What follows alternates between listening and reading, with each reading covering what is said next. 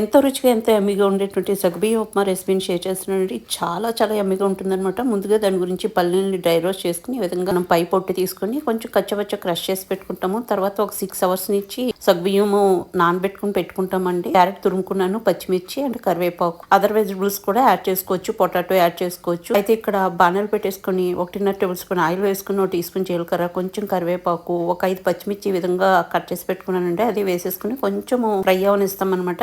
సగ్గుబియ్యం వచ్చేసి ఒక 6 అవర్స్ పాటు నానితే మనకి పర్ఫెక్ట్ గా ఉంటుందండి. సగ్గుబియ్యం ఒక గ్లాస్ తీసుకున్నారనుకోండి, అది మునిగే వరకు మనం వాటర్ వేసుకొని చక్కగా 6 అవర్స్ పాటు సోక్ చేసుకుంటాం అనమాట. ఇంకా పచ్చిమిర్చి అవి వేగిపోయిన తర్వాత జస్ట్ ఒక గుప్పుడు ఉల్లిపాయ ముక్కలు, అదేవిధంగా కొంచెం కొత్తిమీర వేసుకుని దాన్ని కూడా చక్కగా ఫ్రై చేసేసుకుంటాము. ఇది కొంచెము కలర్ మారుతూ ఉన్నప్పుడు ఇక్కడ నేను నానబెట్టుకున్నటువంటి పెసల్ని స్లైట్ గా మొలకలు తెప్పించుకున్నానండి.